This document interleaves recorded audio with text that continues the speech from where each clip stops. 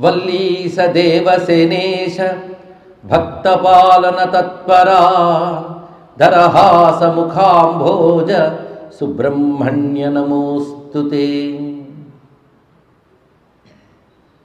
దేవాయుద్ధే యాగే విప్రాః స్వీయాం సిద్ధిం హ్వాయం హ్వాయం యం సిద్ధ్యంతి స్కందం దేవం సుబ్రహ్మణ్యోం సుబ్రహ్మణ్యోం.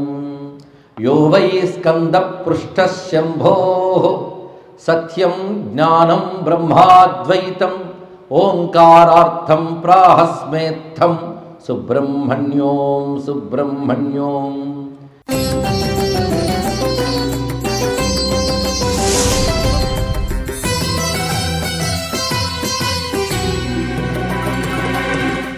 శ్రీ వైశాఖేశ్వరాయ నమః. శ్రీ అష్టలక్ష్మీ సమేత శ్రీమన్నారాయణాయ నమః. ఆదిశంకర భగవత్పాదుల వారు అనుగ్రహించిన మంత్రస్వరూపమైన సుబ్రహ్మణ్య భుజంగ ప్రయాతం 19 శ్లోకాలు మనం చెప్పుకున్నాం. అందులో నామగర్భితమైనటువంటి శ్లోకం కుమార ఈశసూను గుహస్కంద సేనాపతే శక్తిపాణి మయూరాధిరూఢ పులిందాత్మజా కాంత భక్తార్తిహారిన్ ప్రభో తారకారే సదా రక్షమాం త్వాం.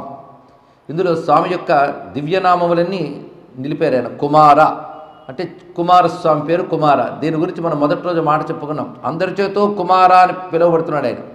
ఇంకొక అర్థంలో కుమార అనే మాటకు అర్థం కుత్సితాన్ మారయతీతి కుమారహ అని అర్థం. కుత్సితుల్ని నశింపజేయవాడు.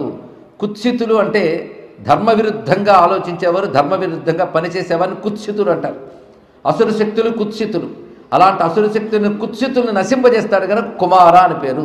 కేవలం శివపార్వతుల కుమారుడు అని మాత్రమే కాకుండా కుత్సితులను నశింపజేయవాడు అని భావం. ఇది మనం ఈ భావంతో నమస్కరిస్తే మనలో చెలరేగే కుత్సిత భావాన్ని తొలగిస్తాడు స్వామివారు. అదేవిధంగా కుమార ఈశసూన, విశేషించి కుమార శబ్దంలో అసుర సంహార శక్తి అని చెప్తూనే స్వామి యొక్క శివపార్వతుల తనయుడని. ఇది బాహులేయ అని మరొక నామాల్లో కూడా ధ్వనిస్తుంది. సుబ్రహ్మణ్య నామాల్లో బాహులేయ అని ఒక నామం వస్తుంది. బాహులేయ అనే మాటకు అర్థం ఏంటంటే బహుళా తనయుడు బాహులేయుడు అని. మాతృగా శక్తుల్లో బహుళ అను శక్తి ఉన్నది. ఈయన ఆ బహుళాదేవికి కూడా పుత్రభావంతో అనుగ్రహించాడు కనుక బాహులేయ అని అంటారు. కానీ బహుళం అంటే ఎక్కువ అని అర్థం. అటు శివుడు, ఇటు పార్వతి, అటు అగ్ని, ఇటు గంగ, అటు వాయువు, ఇటు భూదేవి, అటు శరవణము అన్నీ కూడా కుమార కుమార కుమార అనడంతో బహుళమైనటువంటి వారి కుమారుడుగా కలిగాడు కనుక బాహులేయుడు అని పేరు ఆయనకు వచ్చినది. ఇవి స్వామి దివ్యనామాలు. ఈ సందర్భంలో మరికొన్ని మనం చెప్పుకుంటున్నాం. గుహ, గుహ శబ్దానికి రక్షకుడు అని, ప్రతివారి హృదయంలో ఆత్మరూపంగా ఉన్నవాడు అని చెప్పుకున్నాం. గుహ శబ్దం. స్కంద, ఇప్పుడు స్కందనామం సుబ్రహ్మణ్యునికి ప్రసిద్ధిగా ఉన్నది. అయితే ద్రవిడ భాషలో స్కందని కందగా కూడా పలుకుతుంటారు. కందరనుభూతి మొదలైన గ్రంథములు ఉన్నాయి. స్కంద అనే మాటకు అర్థం ఏంటంటే స్కన్నమై వచ్చినవాడు అని అర్థం. స్కన్నం అంటే జారి వచ్చినవాడిని. శివుని యొక్క తేజస్సు పంచభూతాలకు ఆవలున్నటువంటి శివ తేజస్సు క్రమంగా జారి భూమికి వచ్చింది కనుక అలా జారి వచ్చినవాడు స్కందుడు. ఇంకొక అర్థంలో స్కదిర్ గతి శోషణయోహో అని ధాతువు ప్రకారంగా స్కందుడు అంటే నిరంతర గమనము కలవాడు అని అర్థం. గమనము శక్తి యొక్క లక్షణం. శక్తికి ప్రసార శక్తి అని ఉంటుంది. విద్యుత్ శక్తి ఒక తీగకి తగిలితే ప్రసరిస్తుంది చివరి వరకు. అలాగే దీపం వెలిగిస్తే కాంతి ప్రసరిస్తుంది. కానీ ప్రసార లక్షణమే గమన లక్షణం. అటువంటి సర్వవ్యాపకమైన గమన శక్తి కలవాడు కనుక స్కందుడు అని రెండవ అర్థం. మూడవది ఎండగట్టువాడు అర్థం. అంటే శత్రువుల ప్రతాపాన్ని ఎండగడతాడు, శత్రువుని శోషింపజేస్తాడు ఆయన. కానీ శత్రునాశకుడు అర్థాలు కూడా స్కంద చెప్తారు. ఈ స్కంద అనేది స్వామి నామాల్లో మంత్ర సమానమైన నామం. ఇది స్వామి నామములన్నీ మంత్రములే. ఆ కారణం చేతే కృష్ణ పరమాత్మ భగవద్గీతలో సేనానీనాం అహం స్కంద అని చెప్తాడు. విభూతి యోగంలో సేనానుల్లో స్కందుడిని నేను అన్నాడు. విష్ణు సహస్రం మనం చదివేటప్పుడు స్పష్టంగా స్కంద స్కందధరో ధుర్య వరదో వాయువాహన అని చదువుతున్నాయి. ఇక్కడ స్కందనామం అంత విశేషమైనది. పైగా విష్ణువుకి స్కందనామం ఉన్నది. విష్ణువుకి సుబ్రహ్మణ్యుడికున్న సంబంధం ఒక్కటి తెలుసుకోవాలి. ఇక్కడ ఈయన మరుమగన్ అని పేరు సుబ్రహ్మణ్య స్వామికి. అంటే మేనల్లుడు అని. ఎవరికి మేనల్లుడు? విష్ణువుకే. అది ఎలా అల్లుడయ్యాడనేది ఆయన పెళ్లి సందర్భంలో తెలుసుకుందాం. ప్రత్యేకించి లక్ష్మీనారాయణులు శివపార్వతులు ఈ రెండూ కూడాను ఇద్దరు కారు, విడివిడి కారు. పరమాత్మ ఒక్కడే. ఆయన తన శక్తితో సృష్టిని విస్తరింపజేస్తున్నాడు. శక్తి పరమాత్మ అన్నప్పుడు ఆయన పరమేశ్వరుడు అవుతాడు. పరమేశ్వరుడు ఆయన శక్తి. వీళ్ళే ప్రకృతి పురుషనామంతో వ్యవహరింపబడుతూ ఉంటారు. ఈ ప్రకృతి పురుష తత్వాన్ని మనం పార్వతీ పరమేశ్వరులు అంటున్నాం, లక్ష్మీనారాయణ అంటున్నాం.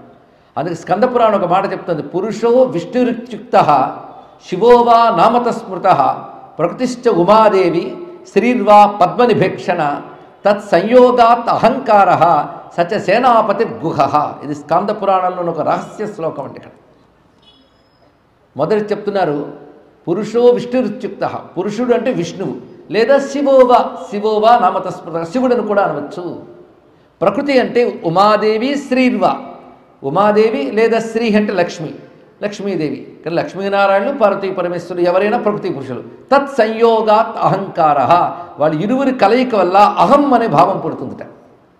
వారి ఇరువురు కలయిక వల్ల పుట్టిన అహమే సుబ్రహ్మణ్యుడు అని చెప్పారు. ఇది కొంచెం ఆలోచిస్తే అహం అంటే అర్థం చేస్తుంది. అహం అంటే అహంకారం, పొగరు కాదండి. ప్రతి వాళ్ళ అహం మనకు స్ఫురణ ఉంటుంది, తర్వాత మిగిలిన ప్రపంచం అంతా ఉంది. నేను అనుకునే ఎవడైనా మాట్లాడతాడు. కానీ ప్రతి వారిలో నేననే చైతన్యం ఉందా లేదా? ఉంది అని చెప్తున్న వాళ్ళు నేననే ప్రతి వాళ్ళలో నేనని ఉంటుంది. ఇక్కడ నేను సరిగ్గా వినలేదండి అంటారు కొందరు, సరిగ్గా విన్నానండి అంటారు, ఇద్దరు నేననే అంటారు. ఇక్కడ నేననే స్ఫురణ ప్రధానం. ఈ నేనుని తెలుసుకో అన్నారు రమణ మహర్షుల వారు. ఆ నేను గురించి అహం బ్రహ్మాస్మి దాకా వెళతాం. శివోహం అహం అనుంది. అందరికీ అహం ఉంది, కానీ అహం యొక్క అసలు స్వరూపం ఎవరికి తెలియట్లేదు. అహం శరీరంతో కలిపి నేను ఫలానా పేరు, నేను ఫలానా రూపం అనుకుంటున్నాం, కానీ అహం ఏంటి, అక్కడి నుంచి వచ్చింది అహం తెలుసుకోండి అన్నారు. అహం చైతన్యం వల్ల వస్తుంది, చైతన్యం వల్ల అహం వస్తుంది, శరీరం వల్ల కాదు. ఈ చైతన్యం అంటే ఎవరు అంటే నీలో ఆత్మగా ఏది ఉందో అదే చైతన్యం. దానికి ఒక శక్తి ఉంది.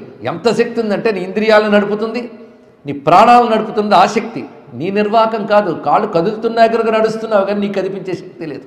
ఇంద్రియాలను నడుపుతూ, ప్రాణాలను నడుపుతూ, బుద్ధిని నడుపుతున్న ఒకనొక అఖండ శక్తి మనలో ఉన్నది. ఆ శక్తి ఎవరిది? ఆత్మరూపుడైన ఈశ్వరుడిది. అహమాత్మ గుడాకేశ సర్వభూతాశయ స్థిత అన్నాడు గీతలో భగవానుడు. ప్రతివారు హృదయంలో ఆత్మగా ఉన్నవాడిని నేనే. ఆ ఆత్మగా ఉన్న నన్నే ఈశ్వరుడు అంటారు. ఈశ్వర సర్వభూతేషు హృదయేష అర్జున తిష్టతి, ప్రతివారి హృదయంలో ఉన్న నేనే అన్నాడు. ఆత్మకు ఒక శక్తి ఉంది, కానీ ఆత్మ శక్తి రెండు అయ్యాయి. శక్తి అనగానే అమ్మవారు, ఆత్మ అనగానే ఈశ్వరుడు, రెండు వేరు కాదు. ఈ ఆత్మశక్తి వల్ల అహం అని పుడుతుందిట. అహం వచ్చిన తర్వాత ఇంద్రియాలు పనిచేస్తూనే ప్రాణం పనిచేస్తుంది. ఈ కథను అధాతథంగా గుర్తుపెట్టుకోండి. కానీ ప్రకృతి పురుషుడు అనగానే ఆత్మ శక్తి, శక్తి ఆత్మ, ఇది శివశక్తి అంటాం. ప్రతి వారిలో శివశక్తి ఉంటుంది. దీని నుంచి అహం అనేది పుడుతుంది. ఈ పుట్టిన అహం ఏం చేస్తుందంటే మనలో ఉన్నటువంటి ఇంద్రియాలను పట్టుకుంది. ఇంద్రియాలు 5 జ్ఞానేంద్రియాలు, 5 కర్మేంద్రియాలు. ఎన్నయ్యాయి?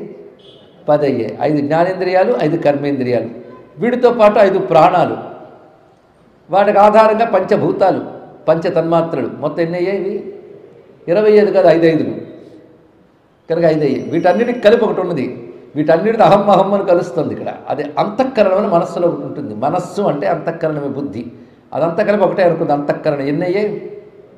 5 + 1 ఎన్ని అయ్యాయండి? 25 కాదు, 25 5 చేయండి. 5కు ఒక పార్ట్ చేయాలి. పంచ ప్రాణాలు అన్నాం, కానీ ప్రాణం ఒకటే 5 విధాలుగా ఉంది. పంచ జ్ఞానేంద్రియాలు, పంచ కర్మేంద్రియాలు, పంచ ప్రాణాలు, పంచ తన్మాత్రలు, పంచభూతాలు, 5 ఈ మెటీరియల్ మన బాడీలో ఉందని అందరికీ తెలుసు కదా. కానీ ఒక్కటి తెలుసు, ఈ వరకు మనం తయారు చేసుకోలేదు. మన కర్మల కొద్దీ మన లోపల అఖండ ఆత్మశక్తి తయారు చేసింది, దాంతో నడుస్తున్నాం. మొత్తం 5తో ప్లస్ మనస్సుతో కలిపి ప్రతివాడు నేను అంటాడు. నేను చూశానని దేంతో? కంటితో. దానికి నేను కలిపు. నేను విన్నానండి, నేను వినలేదండి చెవితో. అది కానీ నేను అన్నిటికీ తగులుతాను. చూడండి, ఇక్కడ ఒక్క అహంకారం 5కి తగులుతుంది, అంతఃకరణ తగులుతుంది. కానీ అహం అనే దానికి ఇప్పుడు 5 + 1 6 ముఖాలు ఉన్నాయా లేదా? కానీ అహం 6తో శరీరం నిర్వహింపబడుతుంది. వాడే 6 ముఖాల వాడు అహంకార స్వరూపుడైనటువంటి సుబ్రహ్మణ్యుడు. ఈ అహంకారం పనిచేయడానికి కావాల్సినది ఆత్మ శక్తి, అంటే ఈశ్వరుడు శక్తి. కానీ అహంకారం ఎవరిది? ఇంద్రియాలుగా, పరమాత్మదా? మీరే చెప్పండి. ఇక్కడ లోపల ఉన్న అఖండ శక్తి వల్ల కదా నేను అనుకుంటున్నావు. నీ కన్ను చూడకపోయినా నేను చూడలేదు అంటున్నావు, అంటే ఇంద్రియం పని చేయకపోయినా నేను అనగలుగుతున్నావు. అంటే నేను ఇండివిజువల్ ఎంటైటీ, తనంత తాను ఒక ఉనికి కలిగి ఉన్నది ఇక్కడ. కనుక నేను అని తనంత తాను కలిగిన ఒక ఉనికి దేనివల్ల పనిచేస్తున్నది? హృదయంలోని ఈశ్వర శక్తి విశేషం చేత. కనుక వారిద్దరూ కూడాను అయితే లక్ష్మీనారాయణులు లేదా పార్వతీ పరమేశ్వరుడు, వారు ఉభయుల వల్ల పనిచేసిన అహం ఎవరయ్యారు? సుబ్రహ్మణ్యుడు అయ్యాడు అని చెప్తున్నది ఏది? స్కంద పురాణం. కానీ మనలో ఉన్న అహంకారానికి ఎన్ని ముఖాలండి? ఇప్పుడు మీరే చెప్పేశారు, 5 + 1 6 ముఖాల అహంకారం ప్రతివారిలో ఉంది. కానీ షణ్ముఖుడు ఎక్కడున్నాడు? అందరిలో ఉన్నాడు. ఆయన పనిచేస్తేనే జరుగుతున్నది. ఇది స్కంద పురాణ వాక్యం. అందుకే మళ్ళీ ఆ శ్లోకం చెప్పుకుందాం. పురుషో విష్ణురిత్యుక్త శివో వా నామత స్మృత ప్రకృతిశ్చ ఉమాదేవి శ్రీర్వా పద్మనిభేక్షణ తత్సంయోగాత్ అహంకార సచ సేనాపతి గుహ. ప్రకృతి పురుషులే లక్ష్మీనారాయణులు, శివపార్వతులు. వారు ఉభయుల యొక్క నుండి వ్యక్తమైనటువంటి అహమే తత్సంయోగాత్, ఉభయుల నుంచి వ్యక్తమైన అహంకారమే సేనాపతి గుహ అన్నారు. కనుక ఏ పురాణ కథ విన్నా మనం తాత్వికంగా అన్వయించుకుంటే మనలో భగవంతుని అనుభూతిని పొందగలిగినప్పుడు సార్థకమవుతుందండి. అన్ని సాధనలకి పరమార్థం ఏంటంటే మనలో భగవద్ అనుభూతి పొందాలి, అదే ప్రయోజనం, మరేమిటో కాదు. కనుక ఇవాళ మన స్తోత్రం చదవగానే రేపు కనక వృష్టి కురవాలని కాదు, నీలో ఈశ్వర చైతన్యాన్ని అనుభూతికి తెచ్చుకోవాలి, అదే ఆధ్యాత్మిక సాధనకి పరమార్థం. అందుకే అన్వయం అని చెప్పుకున్నాం. ఇప్పుడు అహం అనేది సుబ్రహ్మణ్య చైతన్యం. అదే రమణ మహర్షి మన గురించి చెప్పినప్పుడు ఆయన సుబ్రహ్మణ్య అవతారం అంటారు. ఆయన జీవితం అంతా చూడండి, నేను తెలుసుకో అని చెప్పాడు ఆయన ఇక్కడ. ఎందుకు చెప్పారంటే అహం అనే దాన్ని చెప్పడానికి వచ్చిన సుబ్రహ్మణ్య అంశ ఆయనని మహాత్ములు చెప్తారు ఇక్కడ. కానీ అహంకారం ఏంటో తెలుసుకోగలిగితే అది దేహాదులది కాదు, దేహాదులను కూడా పని చేయించగలిగే అహంకారం పరమేశ్వర చైతన్యాన్ని తెలుస్తుంది. కానీ సుబ్రహ్మణ్యుడు అనగానే శివపార్వతుల కొడుకుని మర్చిపోరాదు. అలాగే మనలో ఉన్న అహంకారం ఈశ్వర శక్తి వల్లనే కలుగుతుందని మర్చిపోరాదు. ఆ ఈశ్వర శక్తిని గుర్తుపెట్టుకున్న అహంకారమే శివపార్వతులు తనయుడైన సుబ్రహ్మణ్యుడు. ఆ ఎరుకనిమ్మని సుబ్రహ్మణ్యుడు ప్రార్థిద్దాం. కుమారే ససూనో గుహ స్కంద, స్కంద శబ్దం అటు విష్ణు సహస్రంలో ఇటు భగవద్గీతలో విష్ణుపరంగా చెప్పడానికి ఇది అర్థం. అంతేకాదు శివపార్వతులు వివాహమైనప్పుడు అమ్మవారిని చూస్తూ విష్ణువు ఒక నమస్కారం చేసుకున్నాడు. అనుకున్నాడు, ఇటువంటి నా సోదరికి నేను పుత్రుడిగా పుడితే ఎంత బాగుంటుందో అనుకున్నట్టు విష్ణువు. బయటకు అనలే. ఆవిడ వెంటనే నీ అభిప్రాయం నాకు తెలిసిందన్నయ్య, నువ్వు నాకు 2 రూపాలతో కలుగుతావు అని చెప్తుంది. ఆ విష్ణు తేజమే గణపతిగా సుబ్రహ్మణ్యుడిగా అవతరించారు అని చెప్తారు ఇక్కడ. ఇంకా ఉపాసనాపరంగా మర్మం చెప్తే ఉమాశంకరయోర్ యోగం సయోగో విష్ణురుచ్యతే. ఉమాశంకరుని కలిపి ఆరాధిస్తే విష్ణు ఉపాసనయే. వాడి ఉభయ యొక్క యోగంలో విష్ణుతత్వం ఉంటుంది. యా ఉమా సా స్వయం విష్ణు అని శాస్త్రం చెప్తున్నది. ఉమకి విష్ణువుకి భేదం లేదని. ఆ కారణంగా చూస్తే వారు ఉభయులు విష్ణు స్వరూపులే. ఈ కథ మనకి తర్వాత చెప్పబోయేటువంటి శ్లోకాలకు పనికొస్తుంది. అందుకు ఉపాసనలో సుబ్రహ్మణ్య ఉపాసన అంత విశేషంగా చెప్పబడుతున్నది. గుహస్కంద సేనాపతే, సేనాపతి అంటే దేవసేనలకు పతి. శక్తిపాణి, స్వామి యొక్క ఆయుధం పేరు ప్రధాన ఆయుధం శక్తి ఆయుధం. ఎన్నో ఆయుధాలు పట్టుకున్నాను నేను చెప్పుకున్నాను. 12 చేతుల్లో 12 రకాల ఆయుధాలు. కానీ ఒక్కడు కనబడ్డా పట్టుకునేది మాత్రం శక్తి ఆయుధం. ఒక్కొక్కరికి ఒక్కొక్క ఆయుధం. సుదర్శనం అంటే విష్ణువే గుర్తొస్తాడు. దుర్గమ్మ చేతిలో కూడా చక్రం ఉండవచ్చు కాక, అక్కడ సుదర్శనం అంటే విష్ణువే, త్రిశూలం అంటే శివుడే, శక్తి ఆయుధం అంటే సుబ్రహ్మణ్యుడే. ఆ శక్తి ఆయుధమే వేలాయుధమని ఆయుధానికి పూజ చేస్తారండి. తిరుప్పరకుండ్రమని పళముదురు చోళయ్య అనేటువంటి 6 పడేవిడి క్షేత్రాల్లో కేవలం స్వామి యొక్క బల్లానికి అంటే శక్తి ఆయుధానికి పూజ చేస్తారు. అనేక మంది సుబ్రహ్మణ్య భక్తులు దాన్ని ఒక్కటిని ఒక రక్షగా భావిస్తారు. అంతేకాదు ఒక్కసారి ఆ శక్తి ఆయుధాన్ని ధ్యానించినా ధన్యులమైపోతామని చెప్తారు ఇక్కడ. అటువంటిది శక్తి ఆయుధం యొక్క విశేషం. అటువంటి శక్తిపాణే మయూరాధిరూఢ పులిందాత్మజ కాంత. మళ్ళీ పులిందాత్మజ అనగానే బోయల రాజు యొక్క కూతురు వల్లీదేవి. వల్లీదేవి కాంతుడైన స్వామి భక్తుల ఆర్తిని పోగొట్టే తారకారి సదా రక్ష, నన్ను నువ్వు రక్షించాలి, ఎల్లవేళలా రక్షించాలి అని ఒక రక్షా కవచ రూపమైనటువంటి శ్లోకాన్ని ఇచ్చారు. ఇప్పుడు మరొక సుబ్రహ్మణ్యమూర్తిని చూపిస్తున్నాను. 12 చేతులతో ఉన్నటువంటి వాడు, మయూరం మీద ఉన్నవాడు ఒకడైతే 6 ముఖాలతో, ఇంకోటి ఏకవదనంతో శక్తి ఆయుధం పట్టుకుని ఇంకో చేత అభయహస్తం ఇస్తున్నటువంటి రూపాన్ని ద్విభుజ సుబ్రహ్మణ్యుని కూడా ధ్యానించాం. చతుర్భుజ సుబ్రహ్మణ్యుడు కూడా ఉన్నాడు. అది మనకి ఇక్కడ స్వరూపంలో గోచరిస్తుంది వస్తూ ఉంటే గుళ్ళోని. ఒక చేత్తో వజ్రాయుధం, ఒక చేత్తో శక్తి ఆయుధం, మరొక 2 చేతులతో అభయవరద హస్తం అని ఉంటాయి. కొన్ని చోట్ల అభయహస్తం ఉంటుంది, కఠిన్యస్తపాణి నడుమి చేపెట్టుకుని ఉంటాడు. ఇదొక రూపం. వజ్రాయుధం పట్టాడంటే ఇంద్రశక్తి కూడా ఆయనకి ధారాదత్తం చేశాడు ఇంద్రుడు. సర్వసేనాపతి కదా, అందుకే ఇంద్రుడు కూడా తన శక్తులను ఆయనకి అంకితం చేసుకున్నాడు. అందుకే వజ్రాయుధం. పైగా ఆయన మయూరాధురుడు నిజమే కానీ తిరుత్తణిలోని మరొక క్షేత్రంలో కూడా స్వామికి ఎదురుగా నెమలి ఉండదు, ఐరావతం ఉంటుంది. ఎందుకంటే అసుర సంహారం చేసిన తర్వాత ఇంద్రుడు ఆయన ఐరావతం మీద కూర్చోబెట్టి తాను అతని ప్రక్కన ఏనుగు పక్కన నడుస్తూ ఊరేగించాడండి ఇక్కడ. కానీ ఇంద్రుని యొక్క సమస్త సేనలకి తన ఆధిపత్యాన్ని చాటుతూ ఉన్నాడు. కనుక సుబ్రహ్మణ్యుడు అనుగ్రహిస్తే ఇంద్రాది దేవతలు కూడా సుబ్రహ్మణ్య భక్తుల మాటలు వింటారు, సర్వదేవతలు వింటారు. ఎందుకంటే ఆయన దేవతల్ని సేనలుగా చేసుకున్నవాడు కదా, అది విశేషం. ఇప్పుడు 3 మూర్తులు చెప్పుకున్నాం, ఇంకా స్వామి మూర్తులు చాలా ఉన్నాయి. దండాయుధపాణి అయిన మూర్తి గురించి కూడా చెప్పుకున్నాం. ఆయన వటు రూపంలో ఉంటాడు. ఈయన పళనిలో కనబడేటువంటి సుబ్రహ్మణ్య స్వామి దండాయుధపాణి. ఒక చేత దండం పట్టుకుంటాడు. ఈ దండము దీక్షాదండం. వటువు పాలాస దండం పట్టుకుంటాడు కదా, బ్రహ్మచారి అయిన వటు ఉపనయన తర్వాత మోదుగా కర్ర దండం పట్టుకుంటాడు. అలాంటి ఒక దండాన్ని పట్టుకున్నాడు. అది జ్ఞానానికి సంకేతంగా పట్టుకున్నాడు. గోచి కట్టుకుని ఉంటాడు. కఠిన్యస్తపాణి ఉంటాడు. ఇది వటు రూపంలో స్వామిని ఆరాధించాడు.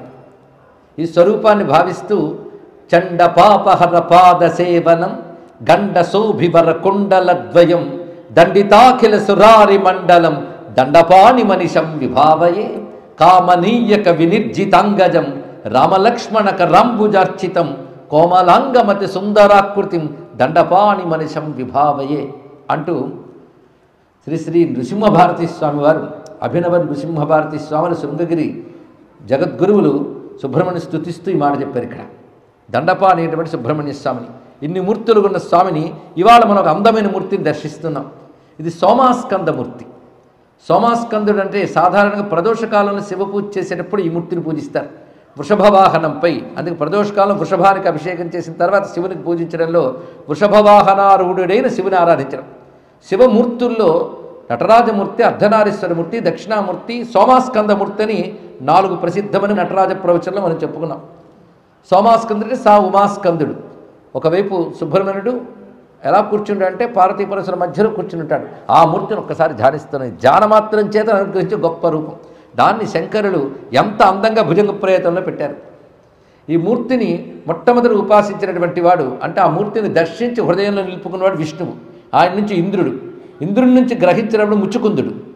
ఆ ముచ్చుకుందుడు ఆ మూర్తిని ఉపాసన చేసి తిరువారు అనబడే కమలాల క్షేత్రంలో ఆయన ప్రతిష్ఠ చేశారు కూడా. ఆ మూర్తిని ఎప్పుడు మనం దర్శించవచ్చు.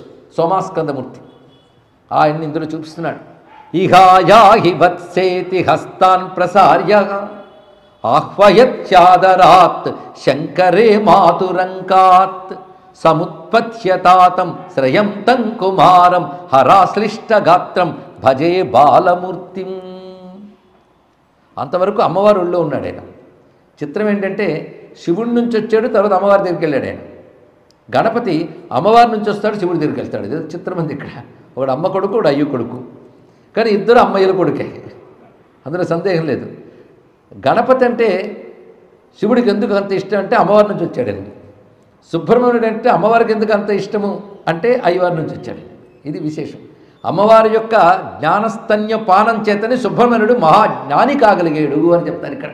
అదే జ్ఞాన సంబంధమైనటువంటి సుబ్రహ్మణ్యాంశ సంభూతుడు శివుడు ఆజ్ఞ మీద అమ్మవారి ఇచ్చిన స్తన్యపానం చేసి మహాకవి కాగలిగాడు అని ద్రవిడ శిశురు అత్యంత అంటూ సౌందర్యలహరిలో కూడా భగవత్పాదుల వారు ప్రస్తావన చేస్తారు.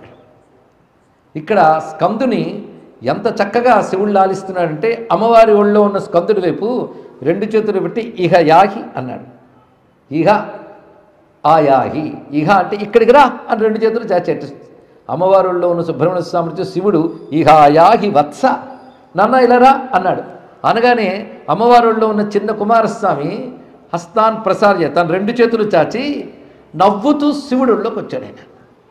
అలాగా మాతురంకాత్ సముత్పత్య అమ్మ ఒళ్ళోంచి దుమికినట్టు శివుడి ఒళ్ళోకి రాగానే అప్పుడు శివుడు గాఢంగా ఆలింగనం చేసుకున్నాడు.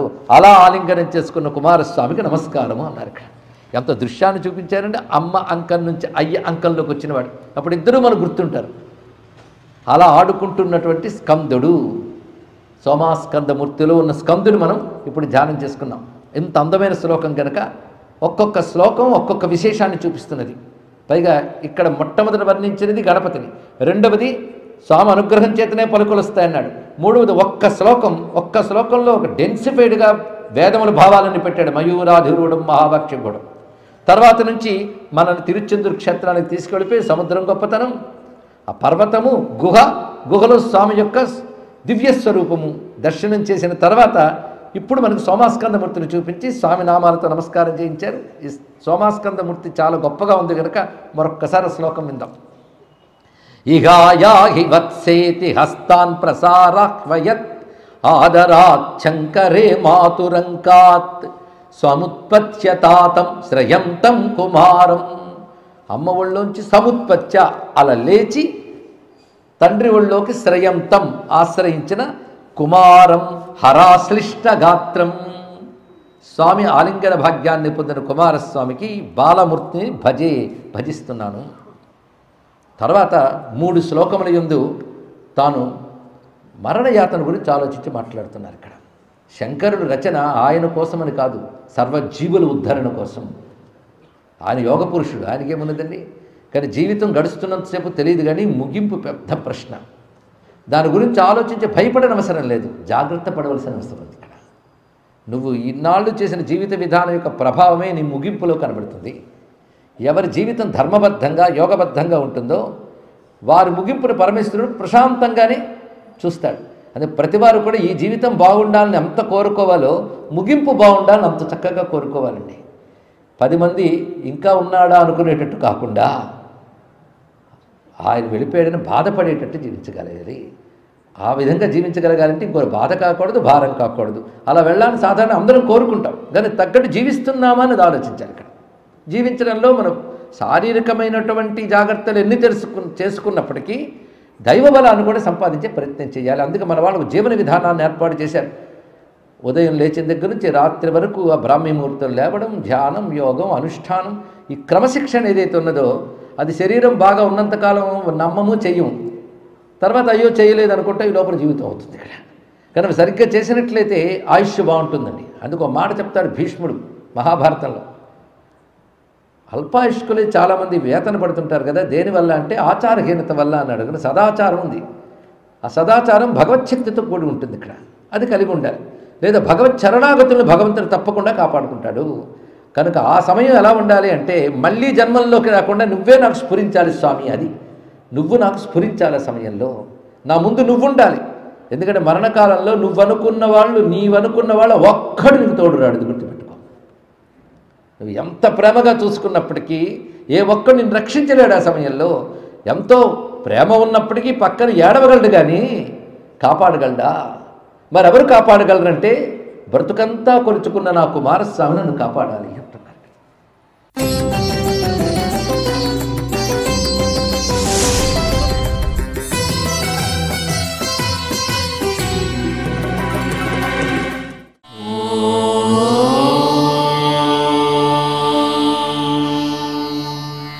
Now